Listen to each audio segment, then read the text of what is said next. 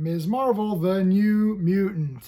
This is like the 400th time they've tried to repackage this character and sell it to you. Will this be the time that everyone finally buys it? Let's take a look here. Right off the bat, I don't hate Kamala Khan. In fact, Ms. Marvel, like Carol Danvers, I have issue 1. I loved that comic. It wasn't that long. There was only maybe like 20 something issues. I liked it.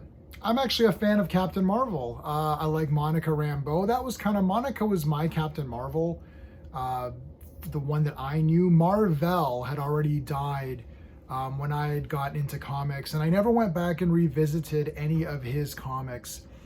I guess I really should, because he's a pretty famous character, and The Death of Captain Marvel is a pretty famous book. I really should read it, since I like to know about these sort of important issues, but just never got around to it. A lot of things came up. Obviously, you guys see my channel and all the live streams I do with all the comic book reviews. I typically go to sort of, I like Bronze Age Marvel, which that would fall into, I suppose, but, and DC, right? So I do mostly DC content, but I actually like X-Men. You know that my channel was primarily X-Men related with the Dawn of X, and I kind of got out of that. I'll get back into X-Men when they relaunch with this new concept in 2024. Ms. Marvel, I don't have any of her first appearances or anything like that, but I did read Magnificent Miss Marvel, and I actually thought it was kind of enjoyable, though I stopped at around issue 20 or so. I just feel that this character has potential, but I don't think they're really capturing it. So we'll see if they captured it in this comic. I did watch the television show, and while I don't think it was anywhere near as bad as like a She-Hulk or even a Falcon and Winter Soldier, which I really did not like, I thought it was maybe some episodes were kind of mildly amusing. That's it. I don't feel that they're taking the character in a direction that I would prefer. When it comes to a new character, and especially number 1 issue of a relaunch, you know, she was an Inhuman, and then in the show she had that magical bracelet or something. So I mean, I just don't know, like, what is this character? Now she's a mutant and an Inhuman. I guess that can be interesting, but really what it feels like they don't know what to do with the character, so they're just putting everything. Oh, she's one of the champions. Oh, no, she's one of the New Mutants. Oh, no, she's one of the X-Men. Oh, no, she's one of the Avengers. Okay, well, what is she? Like, I understand that Wolverine was part of several teams, but first and foremost, he's an X-Man, right? Like, that's who you think of. Captain America's an Avenger. You know, it's like, Thing is Fantastic Four. Sure, Thing could go on Defenders if he needed to. He would team up with other guys and do his own series and go off solo, and then She-Hulk was on Fantastic Four, and Crystal was on Fantastic Four. But the Fantastic Four are those 4, right? Obviously, there's iterations, and like Iron Man is an Avenger. You know, now Hercules was a champion, right? But then now he's mostly an Avenger now, right? So I get it. Like, you know, a Vision. Is Vision a West Coast Avenger? Or is he an Avenger? Is Scarlet Witch an X-Men? Is she Avenger? Is she a West Coast Avenger? Okay, but this character is still too new to be having all of these different iterations where people don't understand what this character is. You can't get a feel for her. I'm going to review this using my SPACE system. Story, pacing, artistry, characters, enjoyment. Each category gets a score between 0 and 2. 2 is the best. If I give a 2 out of 2 in a category, I'm not saying that this is the best comic ever. If I gave this a 2 out of 2 for the storyline, I'm not saying the story is better than Watchmen or something like that, right? I'm comparing this to what you would expect you would get from a Ms. Marvel number 1. Now, I never talk about the creative credits on comics, and some people may see that as a fail. But the reason I don't is that I like to review the thing I hold in my hand. I have I don't want to say childlike mentality, but a little bit. When it comes to comic books, this isn't for movies. It's completely opposite for movies, but for comic books, I have a childlike mentality, which is I want to read this comic and get into it.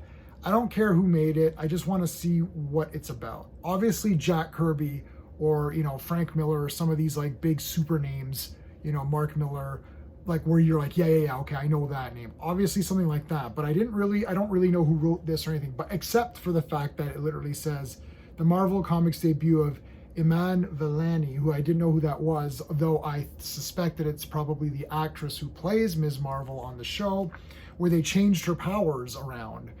So even that show deviated. So I just don't know what to do. So I'm not sure, did she go and read all the other comics? I'm always a little bit skeptical when they get an actor to start writing a character. It's like, well, do you really know about this character? Now this is a new take because she's a mutant now and she's infiltrating. So the storyline is she's infiltrating a school run by Orcus. Orcus are the villains in this current Fall of X kind of story arc where they're gonna reboot X-Men again or whatever. I'm going to give the storyline a 1. If a comic book gets a 1 in every category, that's sort of a pass. A 5 out of 10 is a pass. A 6 out of 10 is better than a pass. 7 or 8 is really good. 9 or 10 is amazing. I'm giving it a pass, but honestly, I probably could give it lower because what I just explained to you is it. She goes to the school. She doesn't want to tell her friend she's a mutant, even though he knew she was inhuman. Like, what's the difference? Like, who cares? At this point, I don't even care anymore what you are. And she's undercover to figure out what's going on with this school. It's like, who cares, right? The reason I'm even giving it a pass is that I didn't hate anything. I thought it was okay. There's a beginning part here which would realistically, like, they could remove half of this book. I'll give the pacing a 1 while I'm at it. Again, half this book could be eliminated. There's like a dream sequence here. And I don't know about the dreams that you had when you were a teen or a kid, but they weren't about how awesome you were. Like, this is one of these really, really irritating dream sequences where it's like, everyone's like, wow, Ms. Marvel, you're so awesome. She's like, oh, I don't know if I could, be to the level of these people who they think I'm so awesome. It's like, I don't think you'd have that dream as a teen. If you were a teen who was not confident in yourself, your dreams would be more like everyone hates you and thinks you're trash. Not everyone loves you and then you wake up saying, oh no, I don't think I can live up to that. That doesn't happen. So, usually that happens with outside factors. Like your parents might say, oh, you could be anything you want to be. And then you're like, I don't know if I could live up to my parents' expectations. But your dreams are your subconscious. So your subconscious is telling you that you're not that good. So why would your dreams be telling you that? Anyways, maybe it's not a dream. It's a premonition. It's dumb. Remove it. It's a sign of poor writing. It's bad. So the pacing, this book could have been half. I'm giving it 1. I wasn't really bored, but I wasn't really thrilled at all. She goes and talks to these other mutants. I don't care about this at all. Like, half this crap I don't care about. It's just her at school. It takes a lot of pages before we get into the action. I would have done, maybe I'll tell you at the end what I would have done to relaunch this. The artistry, I'm going to give it a 1.5 for the art. I actually really like the art here. I think it's very colorful. I have to say, I do like this costume. I'm an X-Men guy, so it does feel like a cool X-Men costume to me. I actually really like the costume. And I have to say that I don't mind Ms. Marvel's costume, any of her versions of her costume. I actually have bought a few of the Funko Pops of Ms. Marvel and a couple of the figures. I have some Ms. Marvel Kamala Khan figures because I do think she looks cool. I'm going to go ahead and say this is my favorite version of her costume. So kudos to the designer of the costume because I do think it looks really cool. I like the whole package. I actually like the entire thing. I like the skirt. Gives me a little bit of Kitty Pryde vibes. Kitty is definitely one of my favorites. I love Shadowcat. Shadowcat is in this, which does help it, of course. And she's kind of in her ninja looking outfit, which is really cool. So art, good, nice colors. The fight was okay. There's some nice little pages. So pretty good. It's not perfect, it could be better, but I do like the art. So, and I really, really do actually genuinely like this costume design. Okay, I'm not saying that to try to come up with positives. I genuinely do like it. Character-wise, I'm gonna have to give it a 1, unfortunately, for the characters. I actually do like Kamala Khan. I feel that she's kind of the character that I want to be better than she is. Like, there's a few characters that I just don't care about, obviously, because I'm not buying their comics, and I just they created a lot. Unfortunately, she's really part of that new wave of characters where it was all about representation and not really about delivering a character. The most successful version of this has obviously been Miles Morales as Spider-Man. But I actually don't really care about Miles Morales. I know that's like maybe a big shock to people. I thought that those Spider-Verse movies were very meh. I didn't even see part two yet. I do own part one on 4K, and I did pre-order part two on 4K because I do like, watching them as kind of maybe light entertainment. But I just can't get into Miles. I would say that I like Kamala Khan better than Miles Morales. I feel that she's a bit more unique with even her power setting because he's just really a Spider-Man character, or Spider-Man clone. The only Spider-Man clone I like is Ben Reilly, and for an alternate Spider-Man, I do like 2099. I like Spider-Man, 2099, Ben Reilly. Those are the only three Spider people I like. I don't like Spider-Gwen, or like I don't count Venom as a spot. I like Venom, but that's it, not Carnage. I don't care about any of the other symbiotes except for Venom. I don't care about Spider-Man Noir, who is a ripoff of the Spider, the pulp hero, the Spider. They just ripped that character right off and call him Spider-Man. It's like, okay. I don't care about any of those other ones. So I would say that Kamala Khan, I like her more than Miles Morales. But she's not there. Like I keep trying it. I'm like, okay, let's try this again. Will I get issue 2? Maybe. I'm going to give enjoyment factor 1. I'm going to give this a 5.5 out of 10, which means it's a pass, just above a pass. I didn't hate this comic. It's okay. But this needs to be much stronger for a number 1, and especially for revamping this character yet again. They need to do better by Kamala. I actually think that this character has a lot of potential because it is a unique character. I do like the Muslim angle. I know it's a diversity hire, but I think it can bring a level of interesting storytelling to the book. But they're not delivering excitement.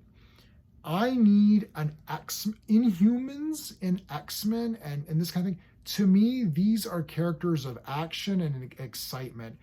She fights one of the Chitauri warriors here, and that's fine. This should have started off with her going to the school and one of those Chitauri warriors, like she should have already been in the school, should have been like a week or two into it. And one of the warriors comes down and she just has a fight immediately. And I would actually have like a 5-page battle without any talking. Just a massive battle. And showing all her powers off. And then she saves a bunch of people. And then have a little bit of dialogue about something else. And then have another battle. I honestly would have had 2 battles and very little dialogue.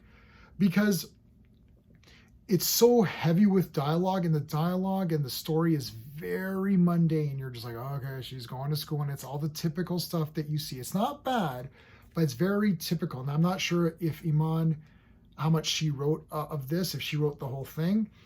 Again, she's probably not a comic book writer, so she's drawing on what she knows, as her kind of typical memories or thoughts of what a new school thing would be like. But that's not really what we want out of a action comic. If you start slapping on New Mutants or Ms. Marvel and stuff like that, or X-Men, that's action. There needs to be action. New Mutants, that comic was definitely about relationships, and I've been reading the old Chris Claremont New Mutants from number 1. I've got I almost have them all.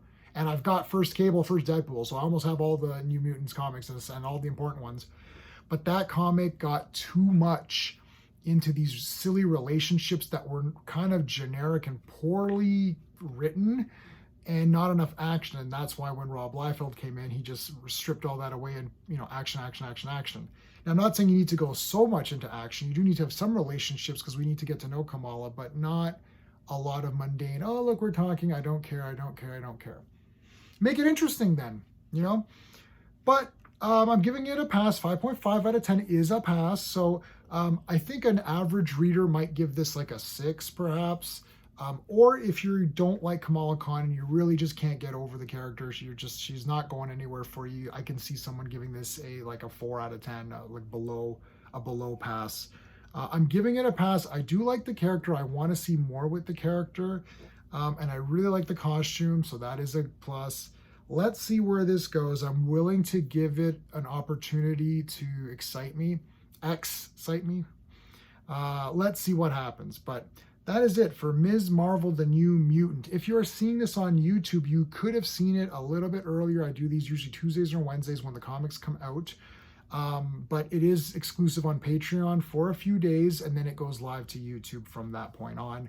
So if you want to subscribe to Patreon, please feel free. It's patreon.com/jman77. I'd like to thank all the patrons that I have right now. I appreciate you guys. It's great that you're helping support the channel. And there is also a tip jar. I know some people cannot commit, obviously they cannot commit to a monthly subscription through Patreon. There is a tip jar if you're so inclined. So there is that as well. But that's it, guys. All right. Thank you so much. Until next time.